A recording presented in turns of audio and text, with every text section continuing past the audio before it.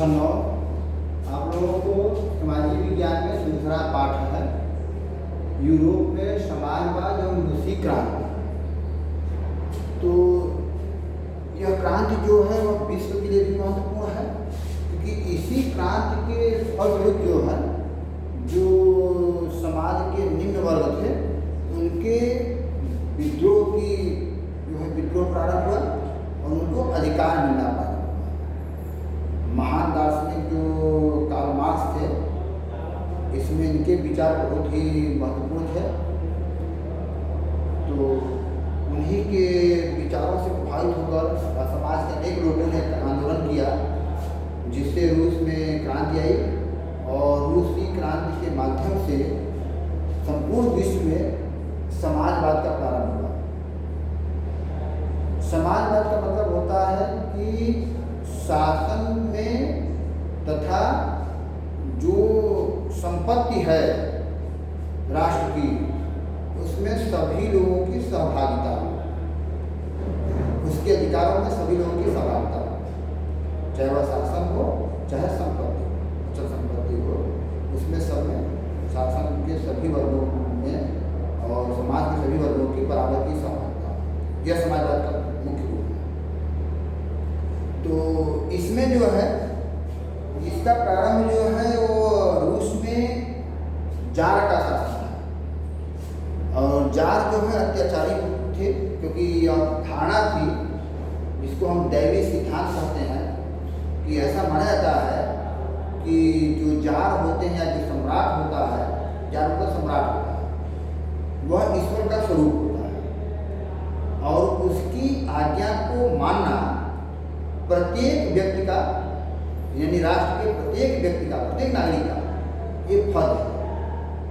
जैसे वो भगवान की आज्ञा मानता है वैसे सम्राट की आज्ञा मानता है, उसके आदेशों का कोई प्रतिकार नहीं हो सकता। यह धारणा थी पहले से बनी हुई प्राचीन, और जहाँ भी राजतंत्र प्रणाली थे वहाँ सब में यही धारणा थी, चाहे जो भी जहाँ भी राजतंत्र प्रणाली रही हो, राजतंत्र प्रणाली में यही है कि राजा ही ईश्वर के समान था। चाहे भारत में हो, चाहे फ्रांस में हो, चाहे रूस में हो, कहीं भी हो, चाहे इंग्लैंड में, हर जगह राजा ही ईश्वर का स्वरूप है और उसके आदेशों को मानना जनता का फर्ज है। लेकिन जब समाज के ऐसे वर्ग जो केवल प्रताड़ना के शिकार हो और उस प्रताड़ना को न शासन सुनने वाला हो न ही समाज का कोई वर्ग सुनने वाला हो, तो फिर वह वर्ग जो है मजबूर होता है क्रांति के लिए। और यही हुआ रूस में फिर जो है क्रांति हुई, फ्रांस में क्रांति हुई, भारत में क्रांति हुई, हर जगह जिससे राजतंत्र शासन प्रणाली, चाहे हमारे देश में इंग्लैंड का शासन था उसके विरुद्ध में प्रणाली, उसके शासन प्रणाली के विरुद्ध में आंदोलन हुआ और उस प्रणाली का धीरे धीरे संपूर्ण विश्व में लगभग समाप्ति हुई है और एक नया उदय हुआ समाज हुआ, जिसमें समाज के सभी वर्गों को बराबर का अधिकार है। तो रूस में जार का जो है प्राचीन काल में शासन था और जब जार के द्वारा ऐसी व्यवस्था लगाई गई जिससे कि जनता के शोषण में वृद्धि हो, और एक चीज और, पहले राष्ट्रवाद के नाम पर जनता बर्दाश्त करे, क्योंकि राष्ट्रवाद ऐसा एक प्रमुख मुद्दा होता है जिसपे जनता अपने दुख सुख सब कुछ भूल के राष्ट्र के साथ होती है। तो राजा जो है इसी नाजुक कड़ी को हाथ में लेकर के शासन करता है, चाहे वह हिटलर जैसा महान मतलब रहा क्रांतिकारी जो फ्रांस के लिए महान था, लेकिन संपूर्ण विश्व के लिए वह एक विलन के समान था। द्वितीय विश्व युद्ध उसी की देन मानी जाती है और उसके अत्याचारों से जो गरीब वर्ग थे वो प्रभावित थे। तो ऐसे जो है शासनकर्ता जो है वह राष्ट्रवाद का ही मुद्दा लेते हैं, जिससे जनता का ध्यान को राष्ट्र पे रहे, राष्ट्रवाद पे रहे और उसी के आधार पर हम जो है अपने शासन की जो है वह शासन को संचालित करें। तो जितने भी राजा थे वही काम करते थे, तो जार ने भी वही किया और जार ने भी जो है राष्ट्रवाद के नाम पे जो है शासन किया। लेकिन जब ऐसा देखा गया कि 1904 से लेकर 1905 के बीच में जब जापान और रूस की लड़ाई हुई, जिसमें जापान के हाथों जो है रूस पराजित हुआ, तब जनता के सब्र का बांध टूट गया कि बताइए इतना बड़ा राष्ट्र हमारा, राष्ट्रवादी सरकार, उसके बाद भी हम जापान जैसे छोटे से राष्ट्र से हार गए। तो जनता जो है वह विरोध करने लगी और अंत में यही हुआ कि राष्ट्रवादी शासन के विरोध में आम जनमानस जो है विद्रोह करने लगा।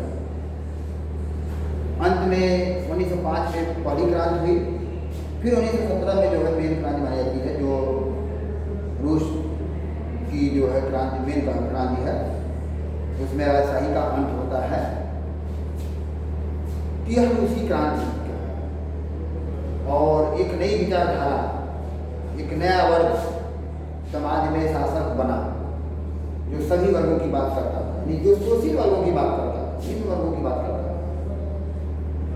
लेकिन एक ऐसी विडंबना थी कि रूस में क्रांति के बाद जो शासन बना वह भी प्रताड़ना ही करना शुरू किया। पहले उच्च वर्ग प्रताड़ित करते थे, बाद में निम्न वर्ग प्रताड़ित करते थे। तो एक क्रांति की, एक कहेंगे कि क्रांति हुई, लेकिन उसकी दिशा सही नहीं हुई। अंत में फिर दोबारा जो है वह क्रांति हुई और रूस को अपनी दिशा बदल के एक मध्यम वाली दिशा में जाना पड़ा। तो यही है, इसमें इस पाठ में ही पढ़ाया जाएगा। ऐसा बताया कि मतलब इस पाठ में है कि जो समाज में धीरे धीरे जब औद्योगिक क्रांति आई, औद्योगिक क्रांति के कारण एक नए वर्ग का जन्म हुआ। पहले केवल दास होते थे, चाहे वह भूमिदास होते थे चाहे अर्धदास होते थे, यानी घरों में जो काम, ठीक है, जिन्हें सर्फ कहा जाता है, सर्फ, उन्हें उन दासों को जो है हम सर्फ कहते थे। सर्फ ये रूसी शब्द है जिसका अर्थ होता था दास, गुलाम। ये सर्फ होते थे, सर्फ भी जो गुलाम कराते थे। और उच्च वर्ग, निम्न, मध्यम वर्ग और निम्न, तीन वर्गों में पूरा समाज विभक्त था। उच्च वर्ग और मध्यम वर्ग की स्थिति अच्छी थी समाज में, लेकिन निम्न वर्ग की स्थिति बहुत ही दयनीय थी। जैसा कि मैंने बताया, फ्रांस की क्रांति में भी यही था और रूस की क्रांति में भी यही था, जिस कारण जो है वह रूस की क्रांति उत्पन्न हुई। अब इसके बारे में हम बताते हैं, आगे आपको कारण लिखवा दे रहे हैं, इसी पाठ पर पढ़ाया जाएगा।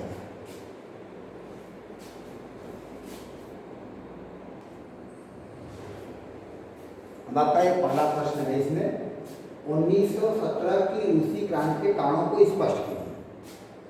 एक प्रश्न है, इसका उत्तर हो जाएगा रूसी क्रांति के अनेक सामाजिक, आर्थिक और राजनीतिक कारण थे। क्योंकि ये कारण नहीं था, जैसे हमने पहले बताया कि किसी भी क्रांति के कोई एक कारण नहीं होते हैं, उसके अनेक कारण होते हैं। कोई एक मुख्य बनता है तत्कालिक कारण, लेकिन रहते हैं कई कारण। इसके भी अनेक कारण हैं। इस पहला नंबर था साम्यवादी विचारकों का उदय। अब एक ऐसी विचारधारा हुई, अनेक विचारक ऐसे हुए जिनमें सबसे महत्वपूर्ण क्या है, कार्ल मार्क्स है, जो जिसका जन्म जो 1818 से लेकर 1882 तक का है। इसने अपनी एक बुक लिखी थी, दास कैपिटल।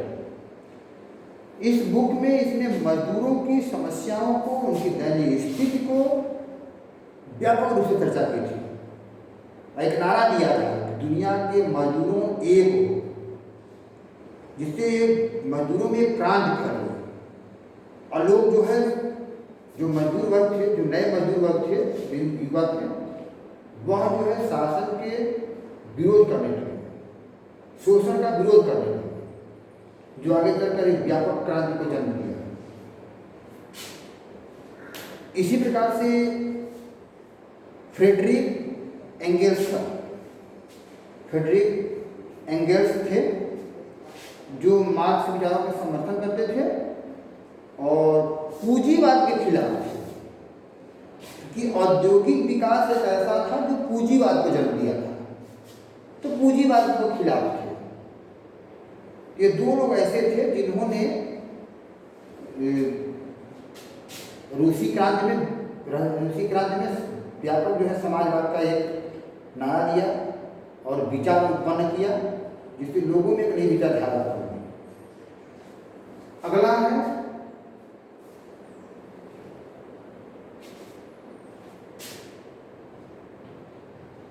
औद्योगिक क्रांति। लगभग 1700 ईस्वी के आसपास में यूरोप में औद्योगिक क्रांति तेजी से फैली, जिसमें बड़ी बड़ी मशीनों का प्रयोग होने लगा और जो मजदूर वर्ग थे उनका व्यापक शोषण होने लगा। फैक्ट्रियों में 12 घंटे, 15 घंटे, 18 घंटे काम कराया जाता था, जिससे वह और कम मजदूरी में और कुछ समय बाद वह बेचारे बेकार हो जाते थे। जैसे वृद्ध होते थे वह बेकार जाते थे। इससे समाज में एक जो है व्यापक जो है जो औद्योगिक कारण जो समाजवादी पूंजीवाद जो उदय हुआ था उसका विरोध होने लगा और धीरे धीरे क्रमशः जो है यह औद्योगिक क्रांति जो है समाजवाद को व्यापक रूप से फैलाने में मदद की और जिससे क्रांति हुई। अगर श्रमिकों तथा किसानों में असंतोष, जैसे हमने कहा कि जितने भी वहाँ किसान थे रूस में, जितनी भी भूमि थी सब जमींदारों की थी, चाहे सामंतों की थी। मतलब क्रांति के समय से कहता है कि लगभग 75% जो भूमि थी वह जमींदारों की सामंतों के पास थी, लेकिन उस भूमि पर काम करने वाले 90% किसान भूमिहीन थे।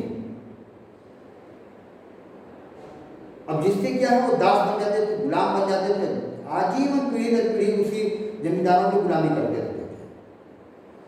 उनके पास कोई जीविका का साधन भी नहीं था, इसलिए विरोध भी नहीं कर पाते थे। लेकिन जैसे ही औद्योगिक क्रांति हुई उनको और साधन मिला और फिर प्रताड़ित वर्ग धीरे धीरे जो है प्रताड़ना सहते अंत में एक बार जो है ऐसा हुआ कि वो अपने प्रताड़ना से विवश होकर क्रांति के लिए मजबूर हो गया। ये लोग मेहनत परिश्रम किसान करते थे और ये लोग आराम करते थे। इसी कारण जो है क्रांति फैली। अगला है प्रथम विश्व युद्ध में जापान से पराजय। जैसे हमने बताया कि इतने दिनों तक तो जार राष्ट्रवाद के नाम पे जो है जनता के ऊपर शासन करता था कि चलो अच्छा हमारा राष्ट्र जो है सुरक्षित है, राष्ट्र हमारा विकसित हो, इस पे जनता जो है शासन बर्दाश्त कर रही थी।